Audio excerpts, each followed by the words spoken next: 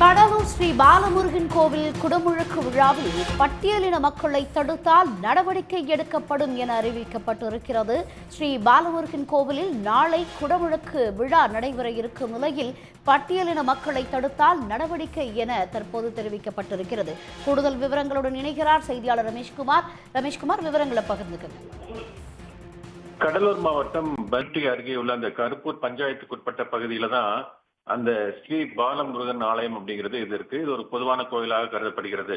இந்த கோவிலினுடைய சீரமைப்பு பணிகள் நிறைவடைந்து கோவிலுக்கு கும்பாபிஷேகம் என்பது நாளை நடைபெற இருக்கிறது.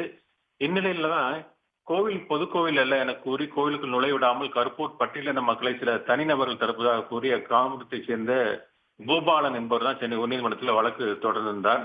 இந்த வழக்கினுடைய விசாரணை தான் நீதிபதி ஆனந்த வெங்கடேஷ் முன்பு நடைபெற்றது. அப்போது மனதார தரப்புல வழக்கறிஞர் இந்துமதி என்பவர் ஆஜராகி கரும்பூர் கிராம மக்களுக்கு சொந்தமான இந்த கோவில் கும்பாபிஷேகத்தில் அக்கிராம பட்டியலின மக்கள் கலந்து கொள்ள உரிய பாதுகாப்பு ஏற்பாடுகள் செய்ய வேண்டும் என வாதத்தை முன்வைத்தார்.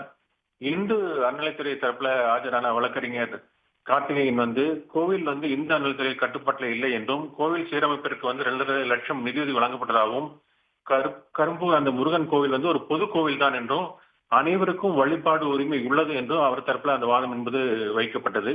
இந்த வாதங்கள் எல்லாம் கேட்ட நீதிபதி தான் எந்த சமூகத்தை சேர்ந்தவராக இருந்தாலும் அனைவருக்கும் கோவிலுக்கு நுழைய அனுமதி இருக்க வேண்டும் என்று தீர்ப்பிலே குறிப்பிட்டிருக்கிறார். மேலும் அனைவரும் கடவுளிடம் தங்கள் பிரார்த்தனைகளை வைக்க அனுமதிக்கப்பட வேண்டும் என தெரிவித்து அந்த நாளை நடைபெற இருக்கிற அந்த கரும்பூர் முருகன் கோவில் கும்பாபிஷேகத்திற்கு அனைத்து தரப்பினரும் பங்கேற்கலாம் என்றும் இதற்கு எவரேனும் இடையூறு செய்தால் காவல்துறை அவர்கள் மீது சட்டப்படி நடவடிக்கை எடுக்கலாம் என்று உத்தரவிட்டிருக்கிறார்.